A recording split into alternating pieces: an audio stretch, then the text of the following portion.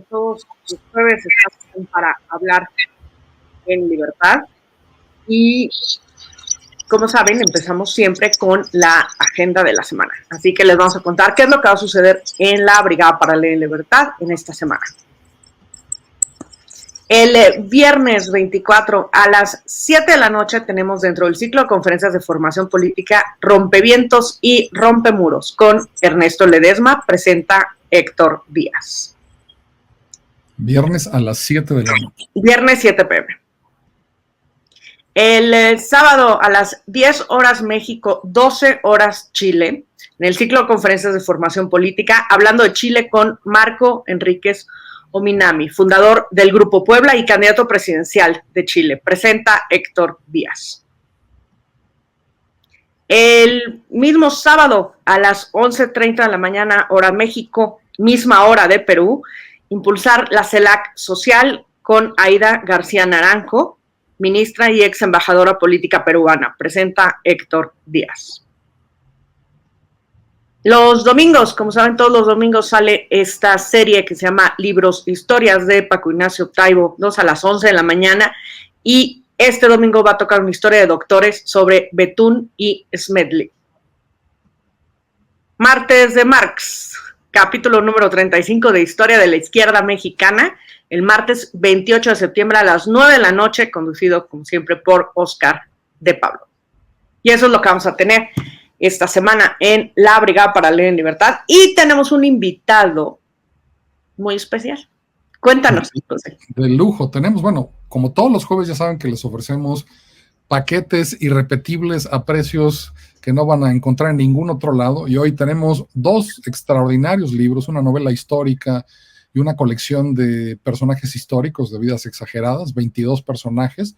Y se van a poder llevar hoy y solo por hoy estos dos libros a solo 150 pesos, mandando su mensaje, acuérdense, no llamada, a este WhatsApp 5614023500, para que aparten de una vez, porque estos van a volar, no sé cuántos hay, pero aprovechen, aparten su paquete, ya saben que lo pueden recoger en nuestra librería, en la Castañeda 44, Colonia Miscuac, en horario de oficina, de lunes a sábado, 9 a 5, y de 10 a 5, y de 12 a 5. De 12 a 5, perdón, sí, de 12 a 5. Yo, esto de los horarios no. Y probablemente no. Y tenemos nada más y nada menos que José Manuel Fajardo. Espectacular, amigo de la brigada y gran escritor para contarnos sobre sus libros. ¿Qué tal, amigos de la Brigada Paralela en Libertad? Bienvenidos a otra edición más de Para Hablar en Libertad. Como ya saben, todos los jueves les estamos proponiendo libros y charlas con escritores con un doble propósito, como saben, el fomento a la buena lectura, que es una de nuestras misiones como brigada, y el otro, pues, darles acceso a libros a un precio que ningún otro lado van a tener. Ya saben que nosotros siempre con nuestros arreglos y relaciones logramos conseguir libros a precios increíbles y se los ofrecemos tal cual para que los beneficiarios sean ustedes. Y hoy vamos a estar hablando de estos dos libros de nuestro autor invitado de hoy, que ya conocen, José Manuel Fajardo, que ha estado en México, pero bueno, ya saben, les digo de inmediato, tenemos pocos paquetes, se van a llevar estos dos libros por solo 150 pesos, mandándonos desde ahora, no se esperen a que termine la charla, escríbanos un mensaje, no nos llamen a ese WhatsApp, 5614023500, para apartar uno de esos dos, un paquete de estos dos libros, ¿no? De los que ahora vamos a hablar. Así que, pues, José Manuel, bienvenido, qué gusto, siempre es un gusto volverte a ver.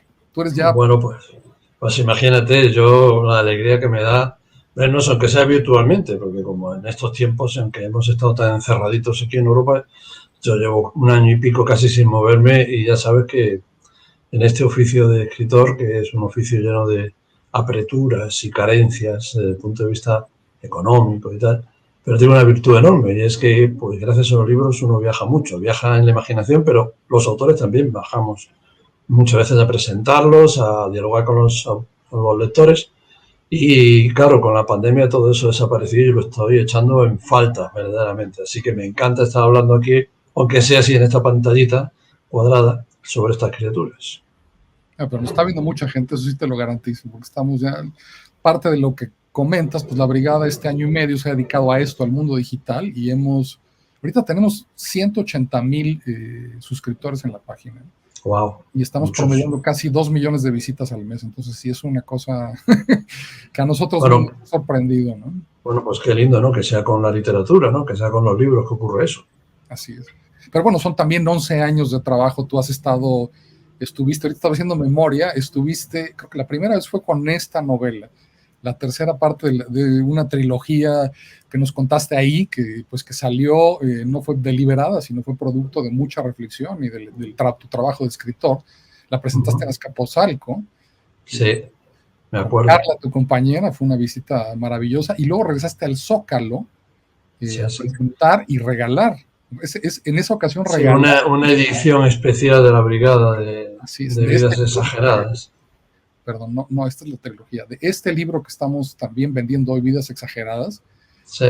Entonces, pues, la gente que nos está viendo, pues seguro que te conoce y seguro que algunos estarán ya familiarizados con tu trabajo. Tengo que decirte una cosa. Últimamente, ya sabes que con este mundo virtual es un mundo que parece que está creado especialmente para los cotillas, ¿no? Para la gente curiosa de la vida ajena, porque ya te enteras de todo, mandas un mensaje y enseguida te sale un WhatsApp y te sale una flechita que te dice si lo leyeron o no lo leyeron, y entonces todos sabemos todo de todo, etcétera.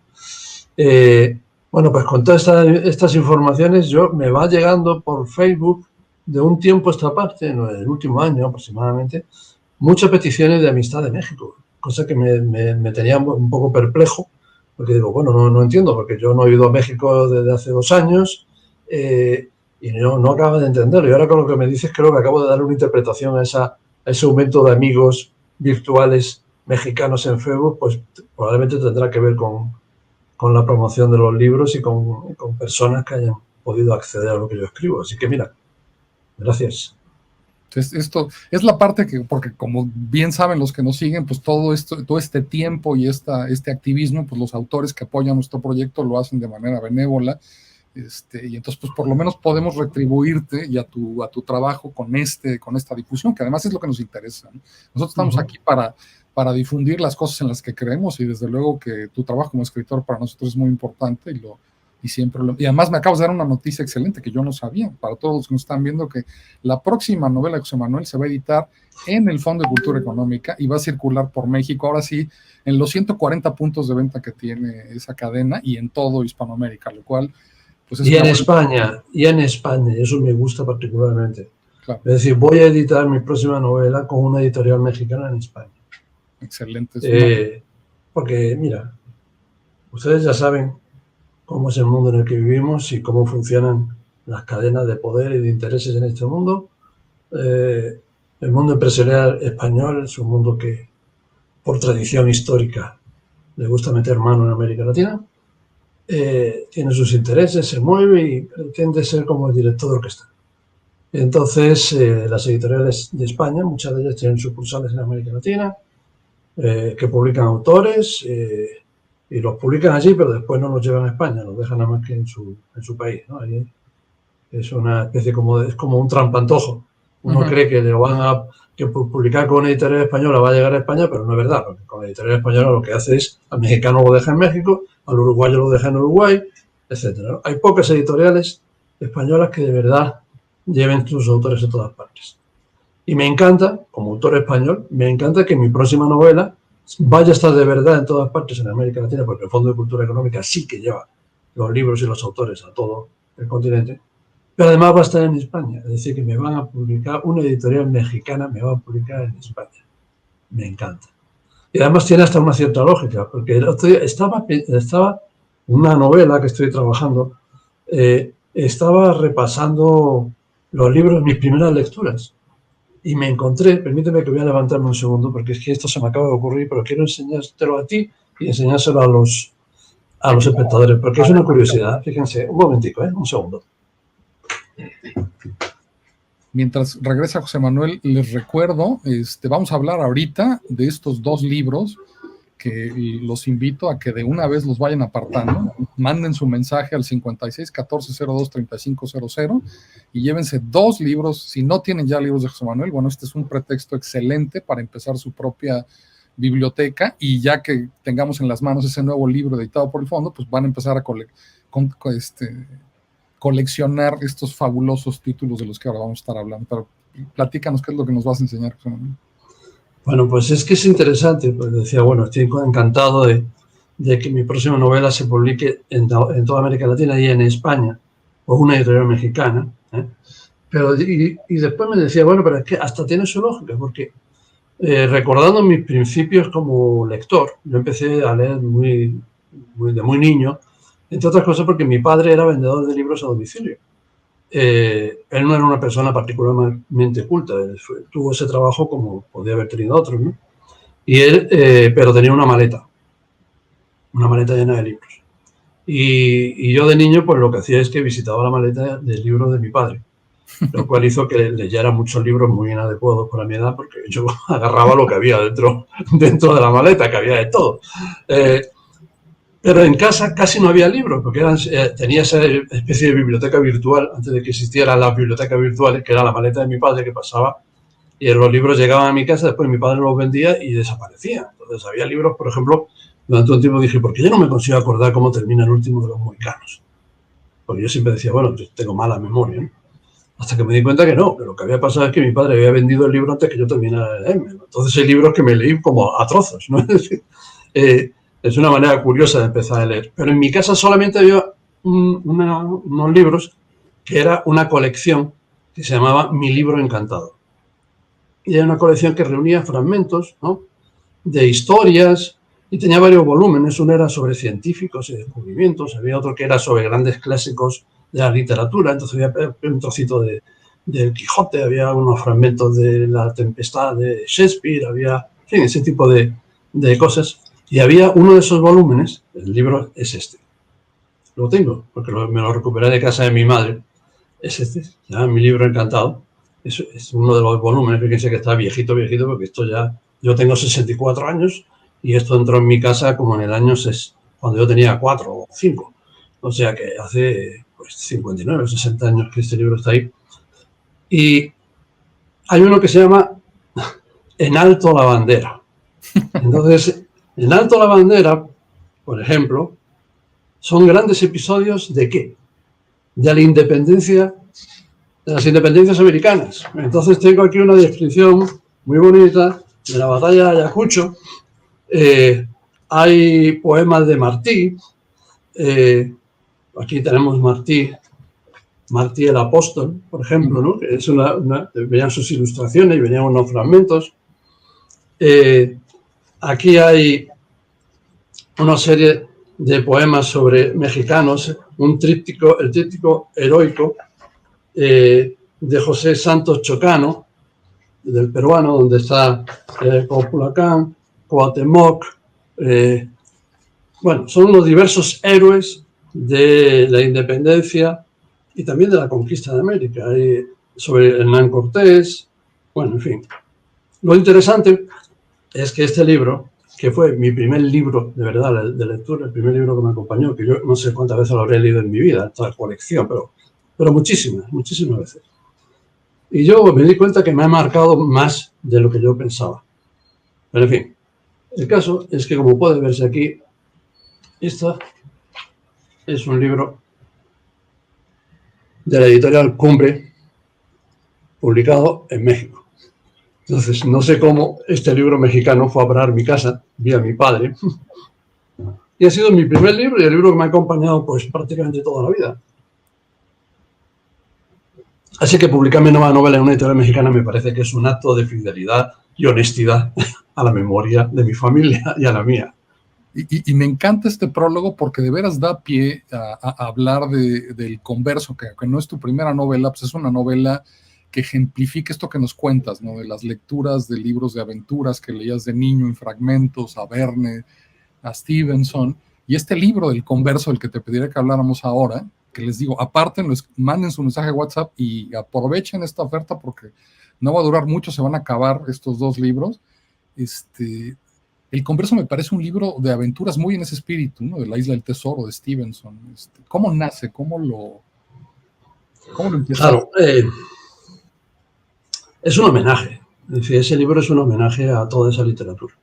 a esa literatura que yo fui descubriendo en la maleta de mi padre, que por eso digo que tiene mucho que ver todo este prólogo, ¿no? Y hay un libro, La isla del tesoro de Stevenson, que debo haber releído como, no sé, 8 o 10 veces a lo largo de mi vida. Y es un libro que cada vez que lo he releído he descubierto cosas distintas en él, ¿no? Me hace tanta gracia cuando durante mucho tiempo a Stevenson y este libro en particular se lo calificaba como libro para juvenil o de primera lectura, ¿no? Digo, caramba, pues una primera lectura que puedes leer 8 veces en tu vida como si la leyeras por primera vez, si eso no es gran literatura, yo no sé qué es la gran literatura, ¿no? Es decir, la gran literatura es la que te acompaña y la que va cobrando significado distinto según tu propia experiencia, ¿no? O sea, el libro es como una especie de espejo de tu vida.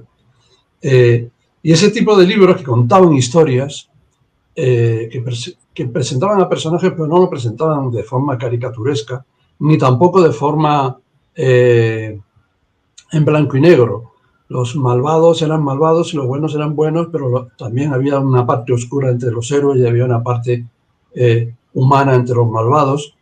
Acuérdate del pirata, del pata de palo de la isla del tesoro, que es un ser que es un canalla, pero al mismo tiempo uno tiene como que simpatía con él y al mismo tiempo se da cuenta que es un traidor total. Entonces esa ambivalencia, esa capacidad de encantar al lector contando historias en las que, digamos, la acción, la trama es, por un lado, lo que presenta la amenidad para el lector, lo que la hace entretenida para el lector, pero al mismo tiempo es el soporte para poder pensar y hablar de la vida, ¿no? Entonces, ese tipo de libros que tanto me han gustado, pues yo quería hacerles un homenaje y lo hice con esta novela. Esta novela es una novela que voluntariamente tiene que ver con ese mundo, tiene que ver con la novela de piratas, porque de hecho hay piratas en esa novela. Y bueno, y es un libro que me dio un enorme placer escribir, ¿no? Y tú decías antes que forma parte de una trilogía, ¿verdad? Es una trilogía un poco particular, porque no son... A ver, ¿cómo lo diría? No tienes que haberte leído uno de los libros para poderte leer otro. No hay un orden para leer esa trilogía. Son historias completamente independientes. Lo que pasa es que hay hilos, hay tejidos entre una historia y otra. Comienza en Carta del fin del mundo, en el momento del descubrimiento de América. Sigue el converso en el siglo XVII, en la época de la piratería. Y termina con Mi nombre es Jamaica, que transcurre en el siglo XXI, a comienzos del siglo XXI, pero que contiene un texto que tiene lugar en la selva peruana del siglo XVII. Entonces, en realidad es como la historia oculta de una familia, ¿no? Es decir, como es una historia de judíos conversos, es decir, judíos convertidos a la fuerza al catolicismo, y que tuvieron que mantener en secreto su condición de judíos porque si no les podía costar la vida, ¿no? O desde luego la vida, o por lo menos les podía costar sus propiedades y su libertad, ¿no?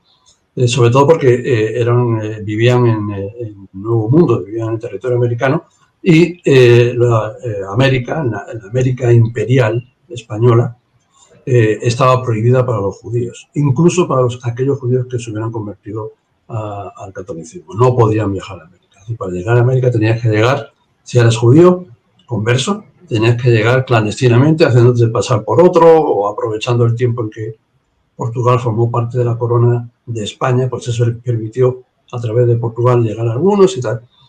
Y bueno, pues es la historia de esta familia de judíos conversos, pues desde el siglo XV hasta el siglo XXI. Son episodios de algunos de los miembros de esta familia. Y entonces, a través de esa historia, pues yo quería, por un lado, recobrar hacer ese homenaje a los libros de aventuras, a los libros que cuentan historias, pero historias para hacerte pensar, no solamente para entretenerte. Y al mismo tiempo, bueno, pues quería hablar de esa España oculta, de esa España olvidada, porque en la versión de la España en la que yo crecí, que fue la del franquismo, era una versión muy imperial y muy ultracatólica, en el que lo español era lo católico, ¿no? Pero la identidad española está formada de muchas cosas, no solamente del catolicismo, que es una de las partes de la identidad española. Está toda la parte de la influencia de la cultura musulmana, la cultura judía y todo el pensamiento laico que ha tenido una gran importancia en España durante los 2 últimos siglos, ¿no? Entonces, bueno, pues yo quería también dar visibilidad a esa parte oculta de la memoria, ¿no? Y en tercer lugar, pues quería también demostrarme que un español podía escribir con una lengua tan musical y tan rica como escriben los autores de América Latina. Yo pertenezco a una generación que se formó leyendo autores latinoamericanos, una generación de españoles. Es decir, para mí, leer a Borges, a Carpentier, leer a Carlos Fuentes, leer a García Márquez, leer a Vargas Llosa, no era leer autores extranjeros, era leer autores de mi lengua, la mía. Es más, lo leía con más gusto que la mayor parte de los autores de España, de contemporáneos, ¿no? Entonces, pues bueno, me formé de esa manera y después, pues cualquiera que me esté oyendo ahora, pues se da cuenta perfectamente que nosotros en España tenemos una lengua española más dura, más seca en la manera de pronunciar, también una manera nuestra de expresarnos, somos a veces un poco brutos, diría yo, expresándonos, para decirlo así, con cariño. Y en la literatura, muchas veces en España hay una cierta tendencia a crear una especie como de lenguaje de español como estándar, con muchos neologismos o muchas incorporaciones del inglés y de otras lenguas, bastante seco. Y yo, bueno, pues como tengo muchos amigos escritores latinoamericanos, algunos de ellos desgraciadamente ya fallecidos, como Luis Sepúlveda, ¿no? Pues yo cuando leía a mis amigos decía, caramba, es que esta gente tiene una manera de escribir un español que tiene una música que yo no sé por qué en España no podemos escribir con un español que tenga música, es decir, que tenga un ritmo, que cause un placer, ¿no? Y entonces me puse un gran empeño en escribir de esa manera el Converso. Es decir, yo trabajé muchísimo el lenguaje, me di cuenta que en realidad el español de América Latina y el de España no están tan lejos. El único problema es que en España nos hemos ido como alejando de la raíz, que sería el español del siglo de oro. Entonces lo que hice fue, por eso la novela está ambientada en el siglo XVII, volver al siglo de oro, volver a los grandes clásicos que tenían una libertad. Tú lees a Cervantes o lees a Quevedo y te dices, bueno, estos señores hacían lo que querían, porque no eran clásicos. Los clásicos los llamamos nosotros. Ellos eran unos señores que vivían en su época y en su época hacían lo que querían. Con la lengua, hacían con el idioma lo que querían. Y bueno, pues yo quise jugar con eso, ¿no? Entonces trabajé mucho en lenguaje y todo al servicio de esa historia, ¿no? También para crear una atmósfera, ¿no? Es decir, crear un lenguaje que lleve al lector al siglo XVII. O sea que me divertí mucho, la verdad, escribiendo eso. Déjame interrumpirte un segundo ahí y darte un respiro también para que... Ahorita me hiciste... A mí la dimensión que más me gusta, vean qué bonita edición además, es pasta dura, tiene un mapa, tiene ilustraciones, citas, verdaderamente muy, muy bonita la edición. Sí, es una edición hermosa. Y ahorita que estás hablando del trabajo, de la voz narrativa, de todo lo que trataste de leer y la musicalidad del español, me acordé tú tienes la sana costumbre, y me encanta eso de ti como escritor, de develar tus fuentes. Al final agregas un apéndice que se llama Préstamos, donde mencionas los decenas, si no es que cientos de libros que leíste y las citas de dónde tomaste los versos y de dónde sacaste esa voz que a mí me encanta, ¿no? Y que sí, se ve todo el trabajo que hay detrás de, no solo porque no son citas, o sea, lo que estás es construyendo un personaje que tiene una voz interior y que obviamente, pues esta es la música de la época, tú te estás bañando, estás abrevando en esos textos y se lo estás imbuyendo. Decías que Stevenson, en Las del Tesoro, pues es un libro al que regresas y cada vez encuentras una capa distinta. Pues esta es una de las capas que yo encuentro en este libro que se presenta como una novela de aventuras del mar, de aventureros de esa época en la que iban a hacer la América y piratas y bueno, las rutas de comercio, un poco el contexto que todos tenemos nebulosamente en mente, pero de repente descubres, ahora que la estaba viendo en la mañana, pues de repente me detenía yo en eso, ¿no? Y en qué bien está construida esa voz y cómo me gusta y la poesía de esa música me encanta, ¿no? Me encanta que te guste eso porque fue mucho trabajo, fue un trabajo verdaderamente brutal Claro, el libro está escrito en primera persona, es decir, hay un personaje del siglo XVII que dice yo, me pasa esto, yo soy así, esto es lo que me ocurrió. Y claro, yo decía, para que el lector se crea que habla un personaje del siglo XVII, no puede hablar como si fuera un vendedor de seguros del siglo XX, ¿no? Entonces, tengo que crearle una voz que sea una voz creíble, como personaje de esa época. Entonces, hice una cosa un poco rara, pero bueno, ya lo había hecho antes en Cátedra de Fin del Mundo también, es que le puse, ¿cómo decirlo? Le puse fecha de caducidad a las palabras. Es decir, me puse como condición utilizar solamente palabras que existieran en la lengua española antes del siglo XVIII.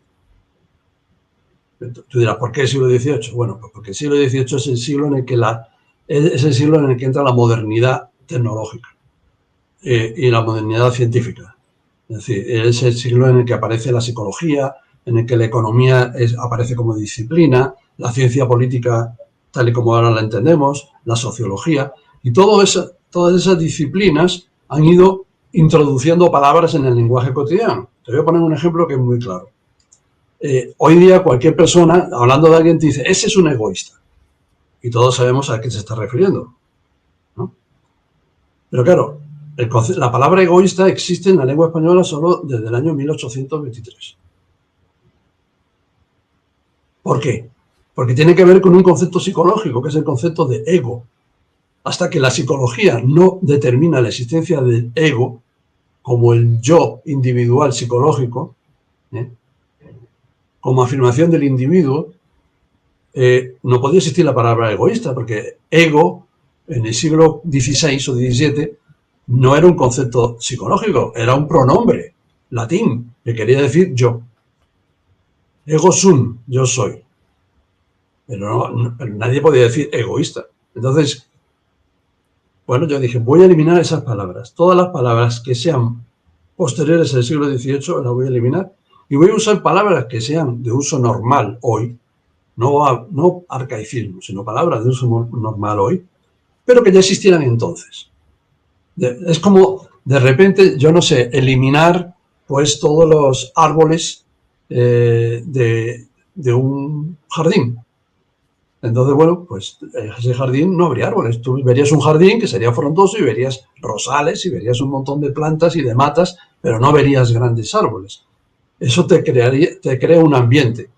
Cuando yo utilizo solo palabras que existían antes del siglo XVIII, eso crea una atmósfera en el lenguaje, sin necesidad de hacer el lenguaje antiguo, porque las palabras son palabras de uso normal ahora.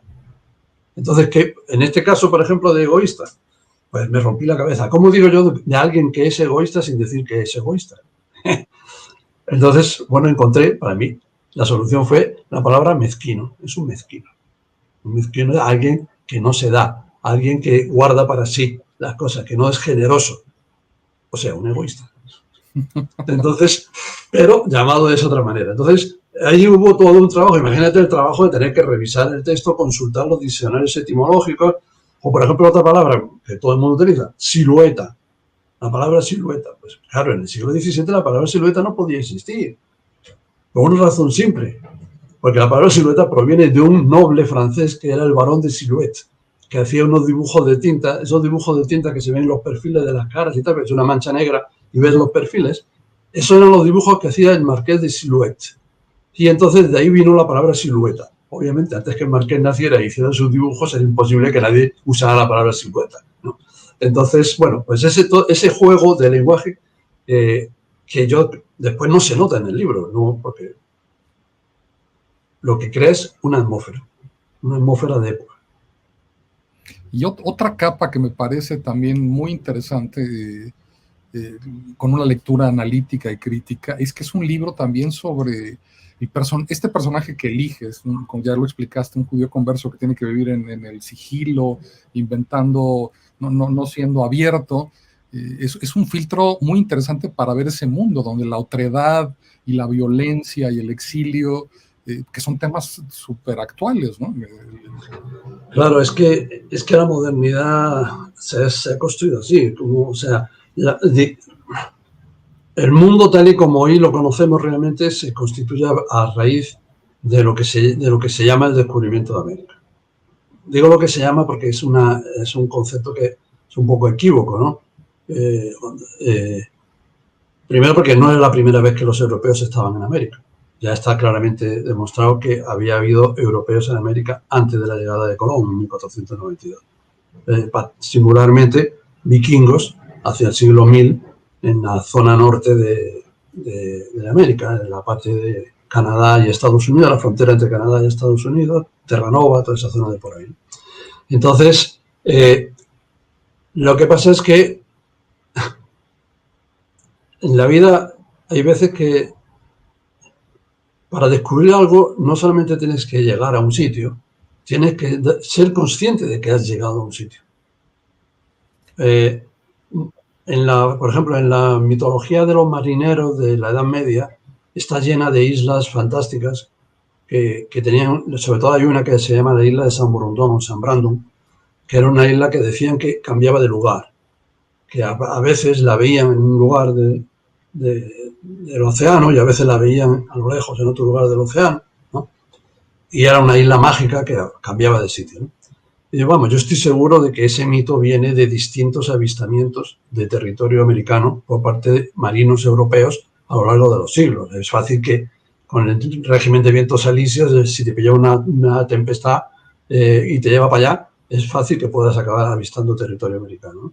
Entonces, ¿pero qué pasa? Que esa gente no tenía la conciencia de que estaba visitando un territorio de otro continente. Veía tierra y hacía una interpretación fabulosa de un hecho, porque no podía descubrirlo porque intelectualmente no eran capaces de concebir la idea del descubrimiento. Con el viaje de Colón, que además fue un viaje completamente equivocado, porque en el sentido de que pensaba que iba a llegar a Japón y a la India, y llegó y se encontró con todo lo que había por medio, y que además era un viaje comercial, porque lo que ellos querían era disputarle a Portugal la ruta de las especies. Portugal comerciaba con Asia, bordeando África por el sur y pasando al Océano Índico, y entonces Colón lo que convenció a la reina de Castilla fue de que si tiraban una línea recta por el océano iban a llegar más rápido, ¿no? Y encima además mintió como un perro, porque él hizo los cálculos de la distancia entre China y Europa y los hizo mal. Según Colón, el mundo era mucho más chiquito de lo que es realmente. Y hubo incluso una junta de sabios de la época que se reunió en Castilla, convocada por la reina Isabel, para ver si aprobaban el plan de Colón, y los sabios le dijeron: pues están locos, ese hombre no va a llegar nunca, porque dado el tamaño que calculamos que tiene el planeta, la distancia oceánica que hay entre Europa y Asia, tardaría como 8 meses en llegar y no hay víveres, no van a morirse en el camino, es decir, el agua se va a pudrir, porque claro, entonces no había manera de mantener el agua refrigerada ni nada refrigerado, aquello iba en toneles y pasados 3 meses aquello se podría.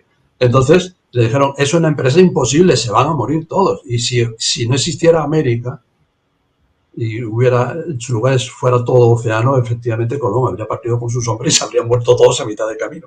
Lo que pasa es que a mitad de camino estaba América. Claro. Y por alguna razón, que yo pienso que Colón tenía algún tipo de información previa de algún marino que hubiera visto aquellas tierras, él estaba seguro de que la distancia era la que él decía, la distancia hacia Asia, que es la distancia que hay a América. Entonces, bueno, cuando se da ese descubrimiento, que ya digo, es una mezcla, por un lado, de que se toma conciencia de que se está descubriendo algo, no solamente se llega, sino que se toma conciencia de que se ha llegado, y al mismo tiempo es fruto también de ese error o de esa especie de triquiñuela para llegar a algún sitio que hizo Colón, es cuando se empieza a tener una idea de lo que es nuestro mundo, es cuando se conforma de algún modo lo que es la sociedad moderna, el mundo en el que nosotros vivimos hoy. ¿Y cómo se conforma? Pues se conforma a través de un choque brutal de civilizaciones, del exterminio de pueblos enteros, de la esclavitud de naciones enteras, de destrucción de culturas, de pillaje de riquezas, de exilios, de luchas. Es muy violento la formación de nuestro mundo original, es muy violento. Y esa semilla de violencia no ha desaparecido en nuestro mundo, desgraciadamente, aunque no es tan bestial en este momento como lo ha sido en otras épocas, felizmente. Algo hemos avanzado, pero sigue estando ahí. Entonces yo creo que escribir sobre eso no es solo escribir sobre el siglo XVII. Es decir, cuando yo cuento esa historia, cuando cuento estas historias de gente que trata de buscar un espacio de libertad y que se rebela contra la injusticia y que son perseguidos y que viven exiliados y que tienen que mentir para sobrevivir o que son presas de la codicia o que están al servicio del poder. Estoy hablando de ahora también, ¿no? Es decir, eso no es... Lo que pasa es que la acción transcurre en otra época, pero yo creo que cualquier lector puede ver que detrás de lo que se cuenta en ese libro, pues hay una reflexión también sobre nuestro mundo de hoy. Pues ahí lo tienen. Estamos hablando del Converso, que es parte de este paquete de 2 libros de nuestro invitado José Manuel Fajardo, que se pueden llevar hoy y solo por hoy a 150 pesos. Manden su mensaje 5614-02-3500 y descubran todo esto que nos está contando José Manuel, esta manera de trazar paralelos, ahora que estamos además en el 500 aniversario de la conquista en México, de este cruce tan violento como lo describe José Manuel, y con esto estoy totalmente de acuerdo. Pues es una manera de hacer paralelos con este presente tan violento en el que estamos viviendo, ¿no? Y pues ahora hablemos un poco de Vidas Exageradas, José Manuel. Este libro, que también es parte del paquete, que es un libro completamente distinto, es una colección, es parte de tu trabajo periodístico, ¿no? Durante muchos años estuviste trabajando en revistas. Sí, son retratos de personajes históricos. A mí me interesaba mucho, claro, quizás porque soy escritor, soy novelista, me interesan los caracteres un poco singulares, ¿no? Y a lo largo del ser humano, el ser humano es un pozo sin fondo de sorpresas. Es decir, el ser humano es capaz de cosas verdaderamente grandiosas y es capaz de miserias horrendas. Hay una cosa, yo viví en el País Vasco durante muchos años, en la época del terrorismo, cuando ETA, y me acuerdo que una cosa que se decía mucho entonces, ¿no? Cuando se hablaba de los terroristas decían, no, es que son monstruos, ¿no?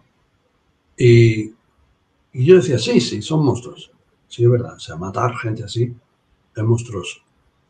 Pero son personas. El problema es que las personas llevamos dentro de nosotros también el monstruo. Felizmente, la gran mayoría de las personas no deja que ese monstruo salga. No se acaba de conformar ese monstruo, no acaba de salir, no acaba de emerger. Hay personas que por razones de carácter, de psicología, de circunstancias vitales, de dogmatismo ideológico, de odios acumulados, sí dejan que ese monstruo tome el lugar en su persona, en su carácter, ¿no? Pero son personas, no son monstruos. Y eso creo que es importante darse cuenta, porque cuando te das cuenta que los seres humanos somos capaces de lo bueno y de lo malo, es cuando uno puede empezar a tomar medidas para tratar de evitar que lo malo acabe convirtiéndose en el dueño de tu existencia, ¿no? Porque si todo es un problema de monstruos, si todo es un problema de que esos son unos animales, ¿qué le podría reprochar? O sea, ¿qué se le puede reprochar a un monstruo? Un monstruo es un monstruo, ¿no? Un león es un león. Llega un león y te come. ¿Qué le vas a decir? Oiga, usted no me come. Y dice, no, perdón, soy un león, yo me lo voy a comer. Entonces, ¿qué te puede decir el terrorista? Ah, no, perdón, yo soy un terrorista, lo voy a matar. No, el problema es que el terrorista no es un monstruo. Ni el nazi es un monstruo, ni el conquistador español que iba violando a indias era un monstruo, ni el azteca que iba comiéndose el corazón de los prisioneros derrotados era un monstruo. Son personas que por diversas circunstancias, por ideas religiosas, por convicciones de la índole que sea, por carácter, muchas veces por carácter, por odio, por animadversión, otras veces peor todavía, porque están convencidos de hacer el bien. Hay un refrán que ustedes conocerán que dice que las calles del infierno están empedradas de buenas intenciones. O sea, hay muchas veces que las buenas intenciones te pueden llevar a acciones monstruosas. Entonces, yo creo que la única manera de poder reflexionar y sobre todo de poder tratar de poner un poco de freno a esa tendencia nuestra como seres a la violencia y a ese tipo de abusos es darse cuenta de que no son cosas ajenas a nosotros, forman parte de lo que somos como especie, de lo que somos como seres humanos, y que hay que saber combatirlos dentro de uno para poder evitar que eso llegue a dominarnos, ¿no? Entonces, claro, esta colección de caracteres, de personajes históricos, pues hace como el viaje completo, ¿no? Es decir, ahí hay desde corsarios como Francis Drake, que es un tipo capaz, aventurero, pero al mismo tiempo despiadado, obsesionado con la riqueza, hasta bueno, hay un retrato de Hernán Cortés, que ustedes de México pues ya me dirán, si no les suena familiar el personaje, con todas sus contradicciones, es decir, de hombre culto, intelectual y brillante, y al mismo tiempo duro y capaz de una extrema violencia en el caso de la necesidad, y al mismo tiempo admirador de la cultura azteca, y al mismo tiempo su destructor, es decir, un personaje absolutamente contradictorio. Hay la figura de Bartolomé de las Casas, el gran defensor de los indios, que también es un personaje contradictorio, porque Bartolomé de las Casas, que fue el defensor de los indios, empezó como encomendero, es decir, él tenía indios como esclavos en las tierras en las que le habían dado en la isla de la Española. Después es cuando él ya se convierte, se hace dominico, y él ya empieza a defender a los indígenas, y el pobre, con su mejor intención del mundo, no encuentra mejor idea para acabar con la esclavitud de los indios que hacer la única propuesta de todas las que hizo, porque él hizo montones de propuestas en su vida.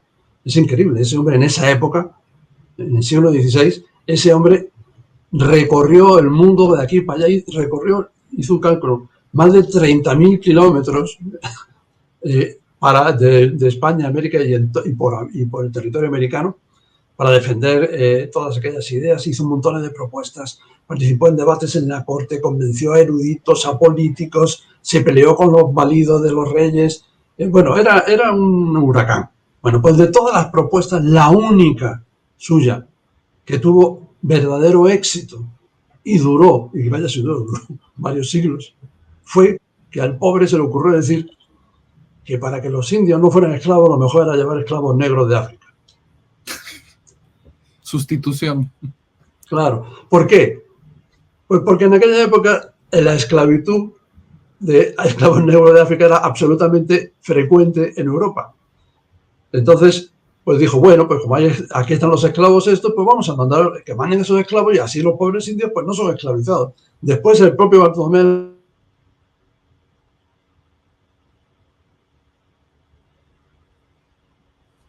¿Se cortó? ¿Me escuchas, José Manuel?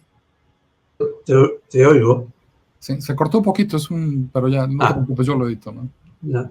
Y digo que uno de los últimos textos que escribió Bartolomé de las Casas fue diciendo cuánto lamentaba haber hecho aquella propuesta, porque no se había parado a pensar, no se había dado cuenta de que los pobres negros pues, tenían tanto derecho a vivir como los indios, ¿no?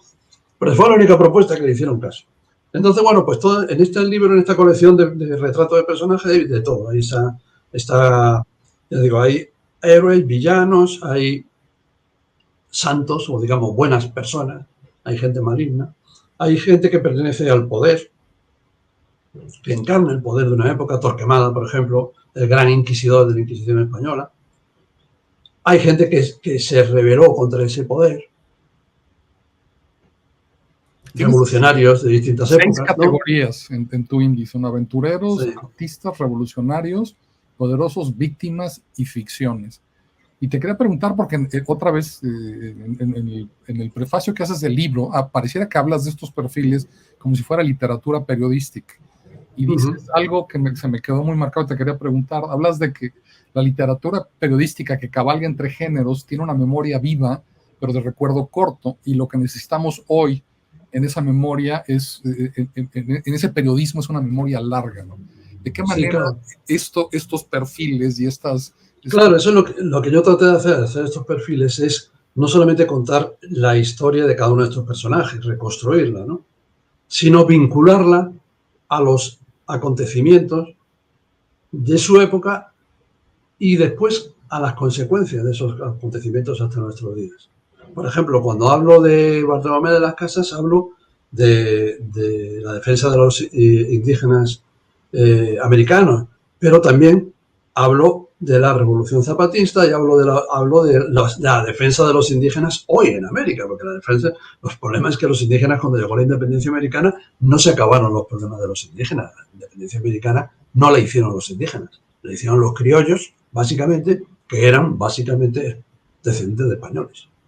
O sea, y la situación de los indígenas en América siguió siendo una situación preterida, una situación de marginación y que ha durado hasta nuestros días, ¿no? Evidentemente no con la bestialidad, la brutalidad de la época de la conquista y de la primera colonización, pero ha seguido existiendo ese problema. Entonces, claro, yo tomo un personaje histórico y a través de ese personaje histórico también tiro hilos hacia el presente, o al revés. Desde el presente utilizo ese personaje histórico para ver cómo lo que hoy ocurre es la consecuencia de un proceso histórico. Me recuerdas el concepto de Paco de historia narrativa, ¿no? Claro. Periodismo narrativo, periodismo histórico, no sé cómo llamarlo, pero me encanta. Claro. ¿No? Es un periodismo con memoria larga, como decía. Con memoria larga. Ahí, ¿no? Es decir, lo que ocurre hoy no es una epifanía, no es que de repente, por ejemplo, cuando ocurre la insurrección zapatista, eso no es que de repente a su comandante Mancos y a un puñado de individuos les da de repente por, bueno, vamos a hacer una revolución, ¿no? Pero es el fruto de una larga historia. Que continúa. Claro. Y tan larga como que hay que acordarse que el primer obispo que hubo en Chiapas se llamaba Bartolomé de las Casas. Es decir, ¿dónde fue? El obispo de Chiapas era Bartolomé de las Casas. Entonces, no es por casualidad que en la zona del que fue obispo, el primer defensor de los indios sea la zona donde se produce después una insurrección, varios siglos después una insurrección indígena. Entonces, pero eso ocurre así con todo, es decir, la Inquisición de Torquemada, bueno, cuando se inventa la Inquisición española, que es diferente de otras Inquisiciones, porque la Inquisición española no dependía del Papa, dependía de los reyes. Es decir, era una Inquisición religiosa usada como arma política. Entonces, como arma de control político de la sociedad. Esa es la maquinaria totalitaria moderna, la primera gran maquinaria totalitaria moderna que después va a conducir al nazismo, al estalinismo y a todos los excesos totalitarios que hemos ido conociendo, fue la Inquisición española. Y es interesantísimo cuando uno está poner en perspectiva histórica los acontecimientos de hoy, cuando tú estás denunciando el totalitarismo en algún lugar del mundo, ponerlo en perspectiva histórica y ver de dónde viene.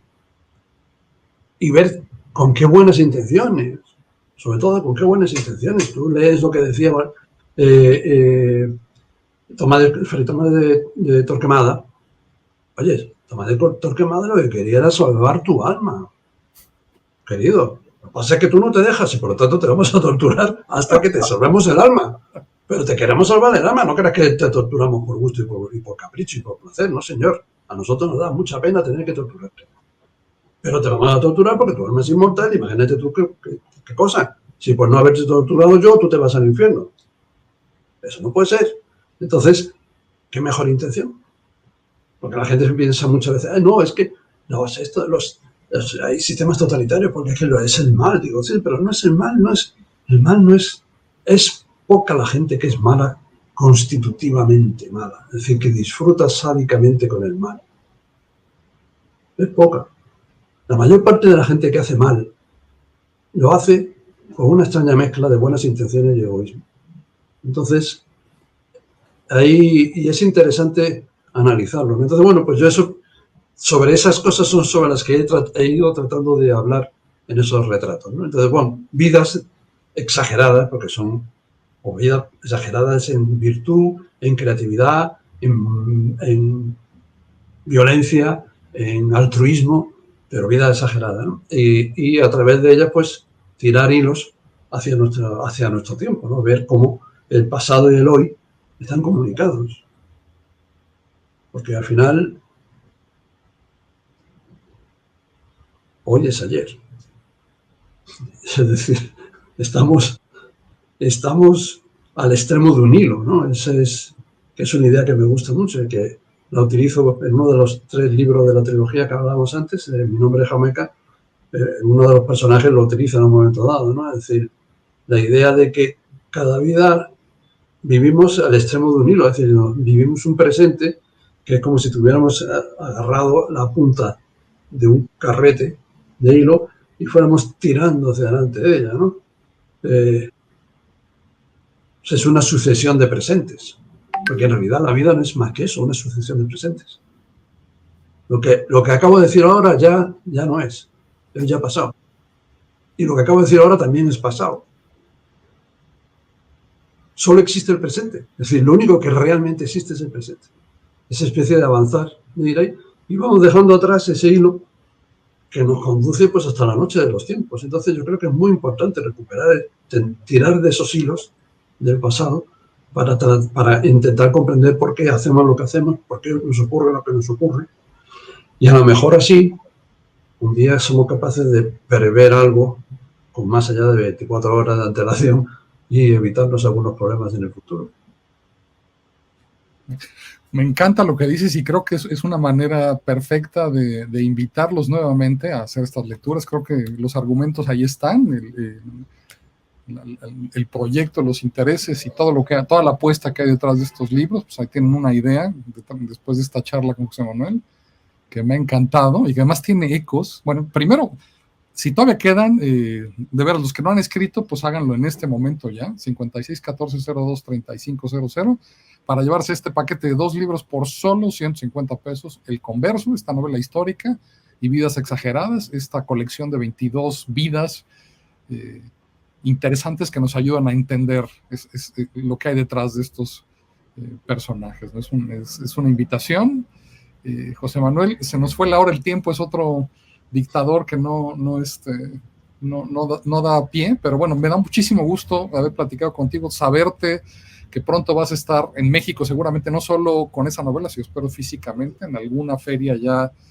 Sí, ojalá, tengo muchas ganas de volver a México, sabes que yo adoro México, tengo una admiración, aparte de tener grandes amigos mexicanos, los grandes amigos de mi vida son mexicanos, pero aparte de eso es un país que me fascina, es un país increíble, una cultura increíble, una gastronomía increíble. Eso, y hay que ir allí, porque lamento tener que decir que lo que se llama cocina mexicana por el resto del mundo, cuando uno ha visitado México, ya se le quita la gana de entrar a un restaurante mexicano en ningún otro sitio. Es una cosa... sí, no, es una riqueza tremenda y tengo muchas ganas de volver, de verdad. Ojalá que ahora con esta novela nueva, que tiene un título que no es muy simpático, porque el título de la novela es Odio. Pero, pues, es una novela que necesitaba escribir. Estoy un poco espantado con estos tiempos que corren. Esta especie de ola de odio que está flotando en todas partes, sobre todo a través de las redes y tal. Y necesitaba escribir ese libro. Y entonces, pues, ojalá que con esta novela pueda volver a México. Me encantaría. Pues ahí lo tienen. Tuvimos hasta la primicia del título y un antojo de ese nuevo proyecto. José Manuel, muchísimas gracias. Espero verte pronto, de veras. Para mí también será un gusto tenerte de regreso para nosotros todos. La familia, gracias. Te queremos, cuídate mucho. Gracias a ustedes y sigan con ese trabajo que están haciendo por los libros, que hace falta. Hace falta que los libros ocupen un lugar en la vida de las personas, porque nos hacen mucho más grandes como personas. Así que, adelante. Nos vemos el próximo jueves. Muchas gracias. Hasta luego. Chao. Somos la Brigada para Leer en Libertad, una CE sin fines de lucro, y para poder seguir haciendo este tipo de charlas necesitamos que le des un like, que te suscribas a este canal y que además lo compartas con todos tus seguidores, porque para ti es gratuito, pero para nosotros significa nuestra supervivencia. Pero si quieres ayudarnos aún más, para nosotros es imprescindible nuestra librería, donde encontrarás libros económicos y de mucha calidad. Para esto puedes ingresar a nuestra página web www.brigadaparaLeerEnLibertad.com y checar el catálogo y hacer tu pedido al WhatsApp número 5614023500, de lunes a viernes de 10 a 6 de la tarde y sábados de 10 a 2. También puedes adquirirlos en nuestras oficinas de La Castañeda número 44, Colonia Miscuac, y esto podría ser de miércoles a sábado de las 12 a las 5. Además, puedes seguir en todas nuestras redes todas las cosas que hacemos y puedes bajar gratuitamente más de 240 títulos de libros y ver todos los videos que hemos hecho desde hace 11 años.